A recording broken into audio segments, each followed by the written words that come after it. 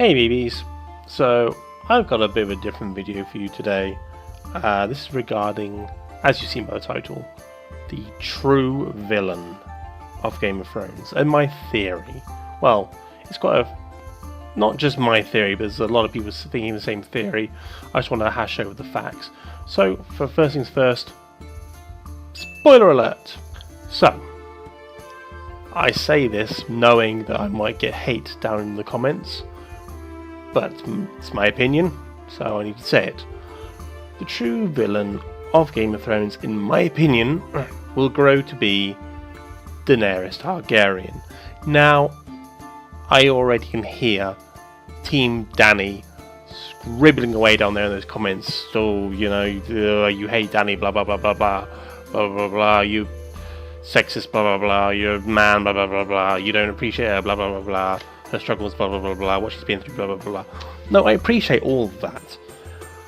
But the facts are, Dany is starting to show her true colours. In fact, maybe her true colours were there all along. We were just not seeing them. Fact 1. My first fact that I can think of. Dany is vengeful. She hungers for revenge. In her defense, usually it's for people that she thinks in her eyes have done wrong, and in most cases that's true. But like, for one, I'm trying to remember her name, Miri Mazdur, I think her name was. She was a healer magic woman that said that she would help Daenerys after she was freed and after she was saved from the Dothraki, which were hers, by the by. She said she would help heal Khal Drogo. In retaliation to not healing Khal Drogo, in fact, she actually killed Khal Drogo. She made it worse. No, she didn't kill him, did she? Sorry. She made his condition worse, and she also killed Daenerys and Khal Drogo's unborn son using blood magic. So, yes, in Daenerys' eyes, she did bad. She did very bad. But to I can't even pronounce the name. Mira Mazdur. I've actually got a name up there just so I know it. I can memorize it. So, Mira Mazdur. In Mira's eyes, Daenerys is the villain, because her horde of rampaging Dothraki killed loads of her people. They butchered her people, raped like her friends, her family. They killed them all. The heads of people she knew were just in the streets. So what Mira was doing was revenge. She was getting revenge for this evil act. And how did the gracious queen accept? She didn't say, "Oh, you're right to seek your revenge, and you've got your revenge, so you can go. You've done your revenge. I might maybe injure you just to say, you shouldn't mess with me." But no, what she does is she ties her to Khal Drogo's funeral pyre and burns her alive. I remember watching that and being like, "Ooh, you go girl, she deserved that," and stuff. And now I'm looking back at it, after collecting more evidence, I'm looking back and I'm thinking, that was actually quite an evil thing to do. Yes, you would tie your enemy to something and burn them alive, sure, but after hearing this woman's, her reasoning, the fact that she only wanted revenge for Dany's people slaughtering her people. I mean, anyone would be the same. Anyone would want revenge for like their friends and family and children of this woman's people dying. She would want revenge. It's natural for people to want revenge for that. But Dany kills her, gets away. And everyone's like, "Oh, well done, you girl."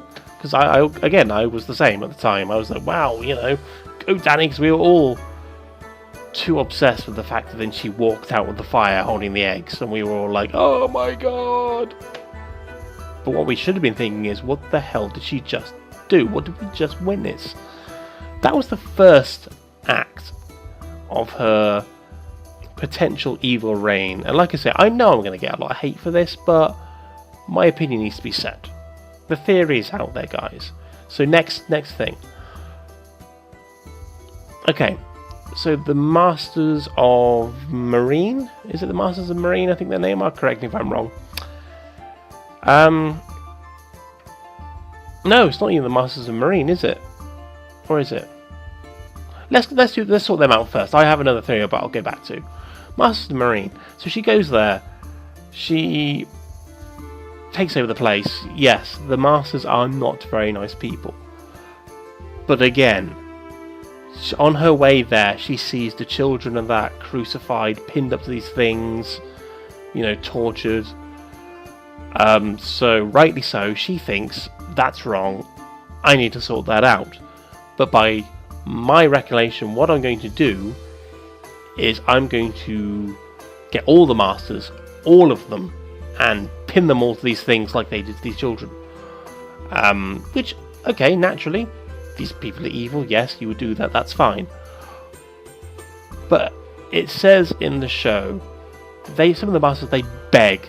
Not all of the Masters. People are even saying, her advisors, I'm pretty sure, even saying to her, you can't do this. Not all of the Masters are evil. Not all of the Masters agreed to this. So why punish them all? What does she do? She punishes them all. She has them all strung up to these crucifix-like things.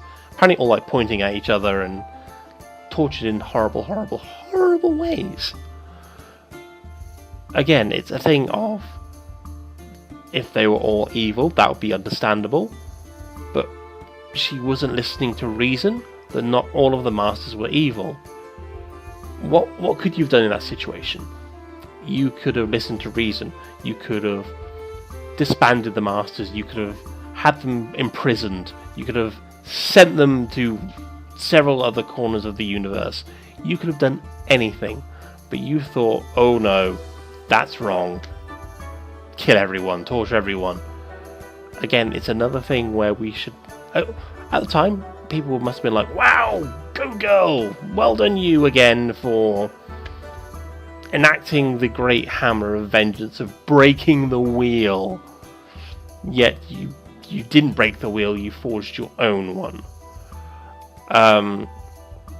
Again, it's quite an evil act that she performed. But that's that. There was another time when she got the Unsullied. Again, I don't remember the character's name, but he was selling the Unsullied to her in exchange for one of her dragons. And he was holding it with a chain, and she was all like Dracarys and Flame and... Why did she kill him? Because, from what I could tell, he was insulting her, saying, this bitch, no, she'll give me this, that, and the other, but whatever. He's clearly a bad man, because he had unsullied people, and he was a businessman. I'm not quite sure why she killed him. It's been a while since I've seen that episode, actually. I'm trying to think. But again, it's a situation where, did you need to kill him, as an example? Because that's pretty much why I can think why you killed him, is because she was trying to make an example of him. So she burnt him alive. And that's the only reason I can think of why she would kill him. To make an example. To simulate freedom, I suppose. That was probably the thing. What could you have done in that situation? Once again, you could have imprisoned him, stripped him of all his power. You clearly had enough power now to overthrow him. The army clearly wanted to serve you after that. I mean, was that all just to get that army? Did you kill him by burning him alive just to get the army? Because they were all suddenly starting to follow her, and they rose up and killed the army, killed the rest of the Masters. I do remember that bit. Would they have done that if she hadn't burnt him alive? Don't know. But again, she did something tactical to gain people for her army, for her lust for power, which we will be moving on to shortly. Let's see. Next thing that I can think of. Remember, guys, big spoilers here, so if you don't want to watch, you probably shouldn't have come this far. But hey, I'm glad you're here if you're here. The Tullys. Oh, the Tullys. Randall Tully and his son, Sam's brother. Names escape me once again. They didn't bend the knee, so what'd she do? She burned them alive. Is this sounding familiar to anyone?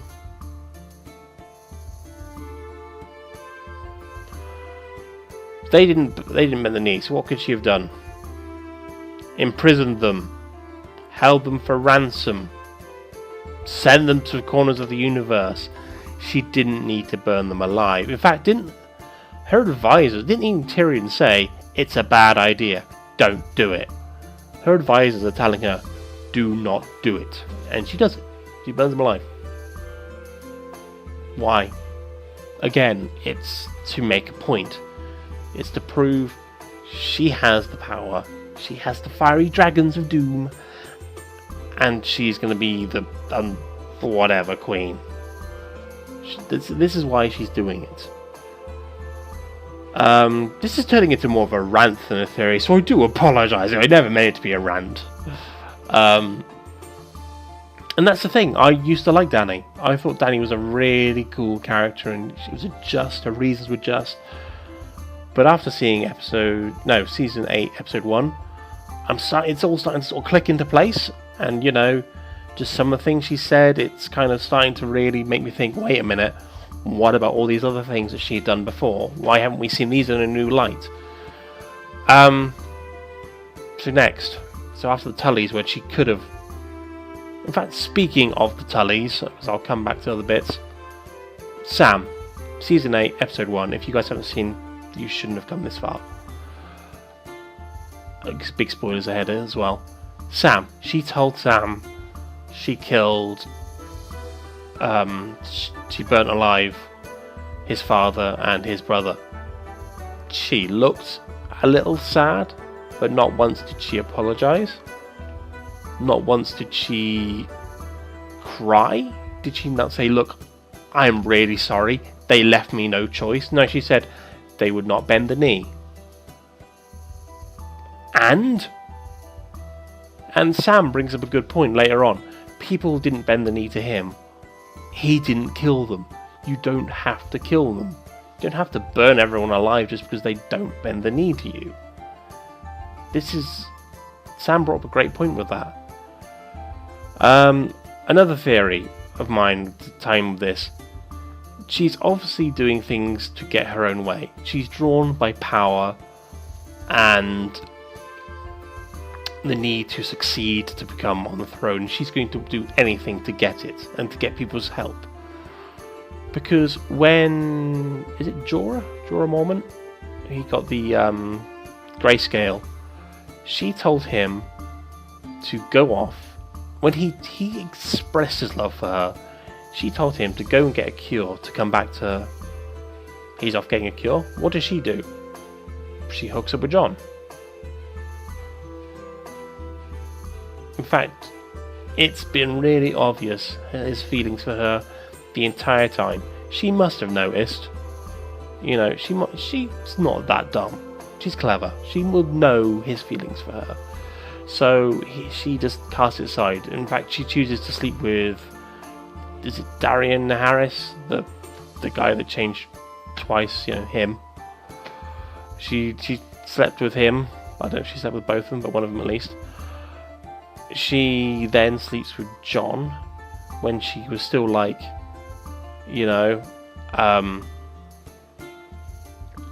go off and get your cure, Mr. Friendzone, and come back to me. Oops, sorry, off the table. But she decides to get with Jon because he bent the knee to her, and she knows he has a strong pull in the north, which will help her. Which brings into another theory, which I've read someone else saying online. she doesn't care about the army of the undead.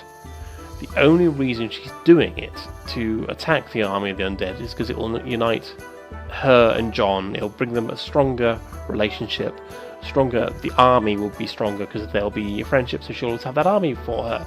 So it strengthens her power, which it's a good point, because she starts showing signs of this in episode 1 of season 8.